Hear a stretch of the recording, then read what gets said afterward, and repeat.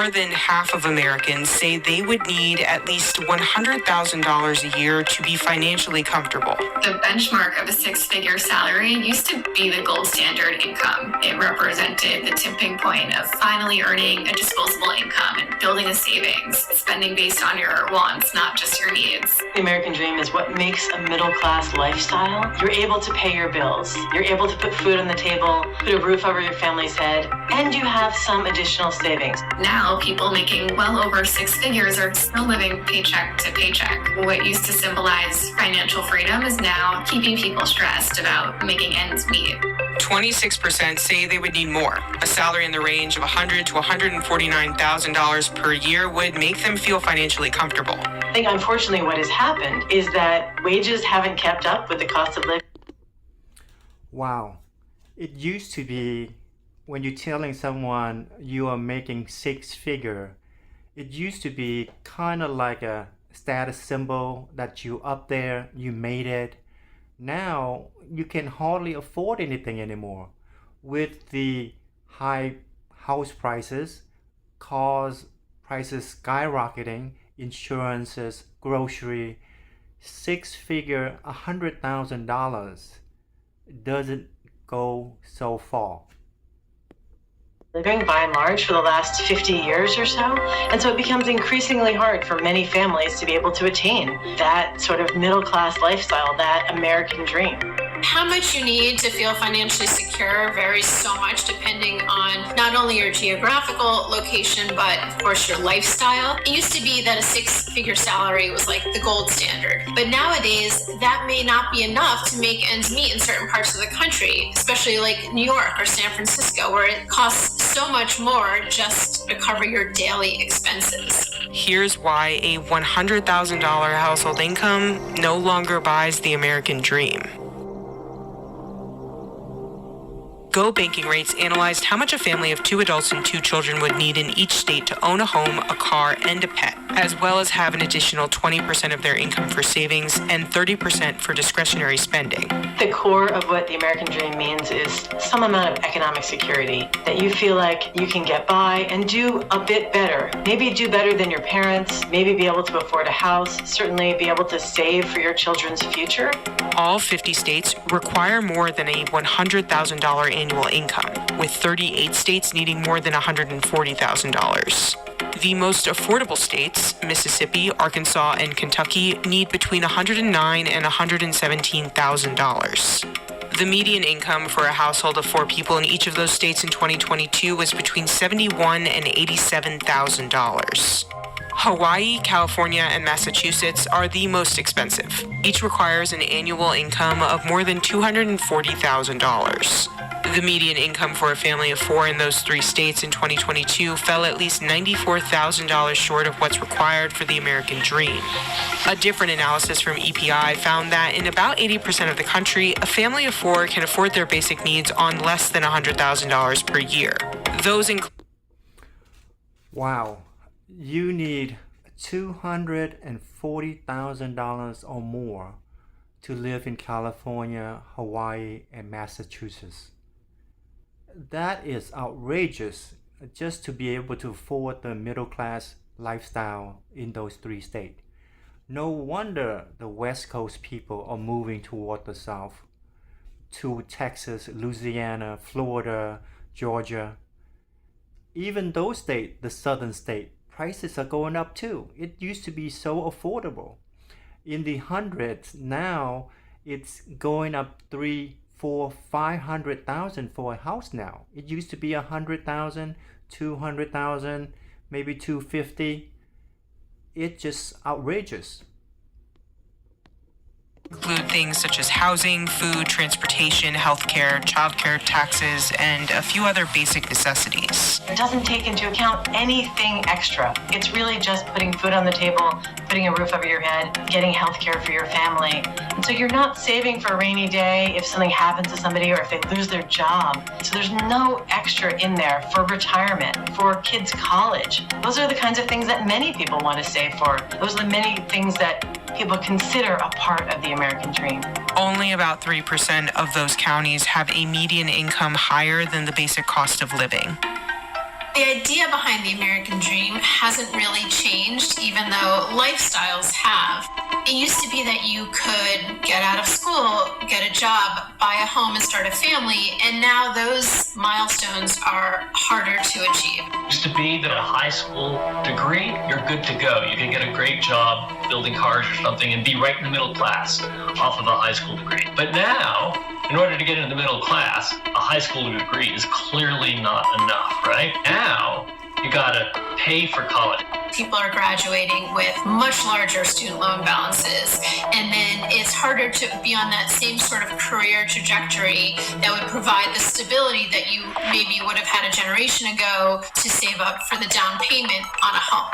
Student loan debt reached an all-time high of $1.77 trillion in the first quarter of 2023. This can have a ripple effect, especially when entire generations are starting their adulthoods with thousands of dollars in debt. So when we think about the kinds of investments you want to make for your children, the cost of college has gone up a lot faster than overall inflation. So trying to make those investments on a smaller and smaller paycheck compared to the cost of living can be very difficult and almost impossible. And so the kinds of debt that young people can rack up going to college gets larger and larger, and your ability to then make ends meet yourself, be able to buy a car, be able to move out of your parents' house, those things become much more difficult over time. The American dream typically is people owning property and having children, but that's becoming largely inaccessible for many people.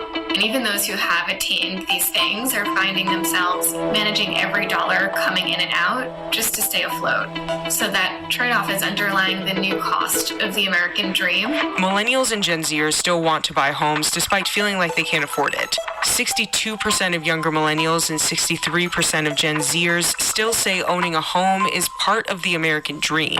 66% of U.S. renters surveyed say rising prices leave them feeling hopeless about ever owning a home. 72% of respondents say they can't afford the down payment. 17% of all home buyers said that saving for the down payment was the most difficult task in the buying process, and 52% said student loan debt delayed their ability to save. The typical first-time homebuyer in 2022 had a household income of $95,900. Nationally, a prospective homebuyer would need a nearly $110,000 salary to afford the principal, interest, taxes, and insurance payments on a median price home. But the median household income in the United States in 2022 was a little under $75,000. If you're born into a nice neighborhood in which your parents have lots of wealth and lots of income, your chances of doing well are vastly improved. And part of that's home ownership. Collectively, Americans owe $1.13 trillion on their credit cards. Inflation, it's eroding people's purchasing power. It's reducing their ability to save for their future or invest in these long-term goals. So that loss of financial stability can create a sense of powerlessness and insecurity.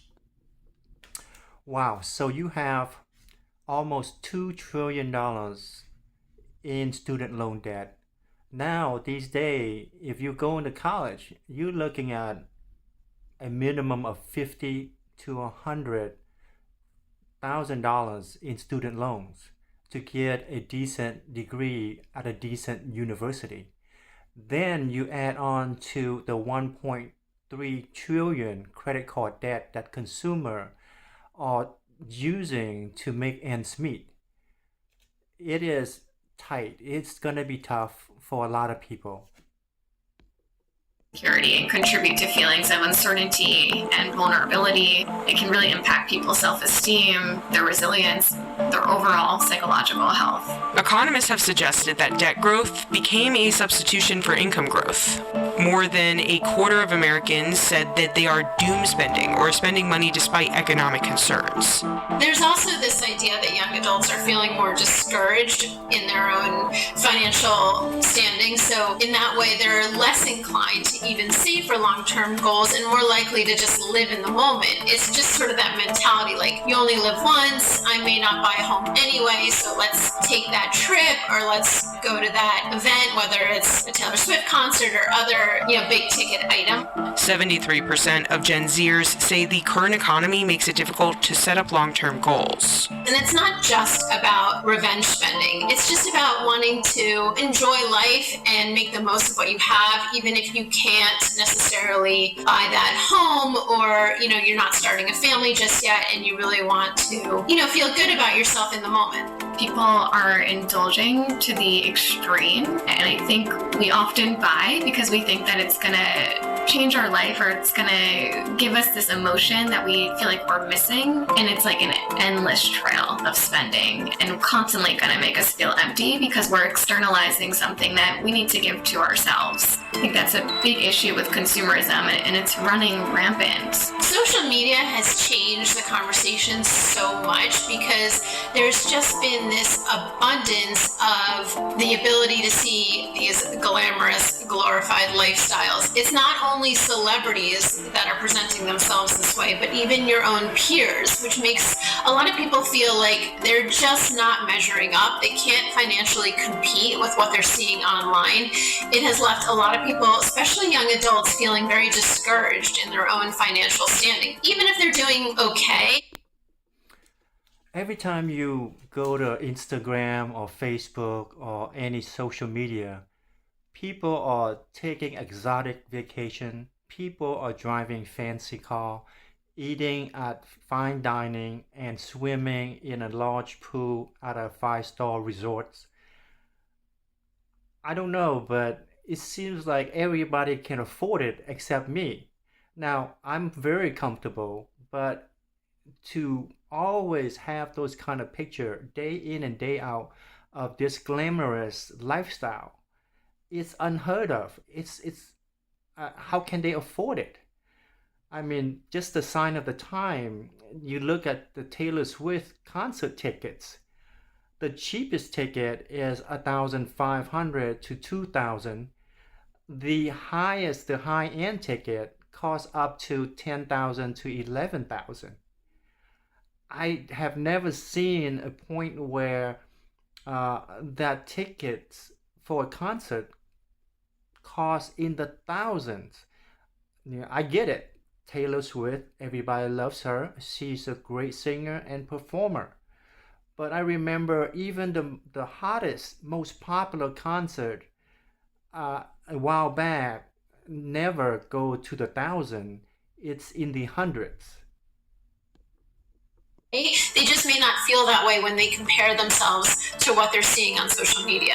The question is, are you able, given kind of the luck of the birth lottery, are you able to have opportunities that are the same as those of people who may have been born into families that are in better circumstances than your own? The American dream is all about it shouldn't matter. The birth lottery shouldn't matter, right? So it's deeply relative.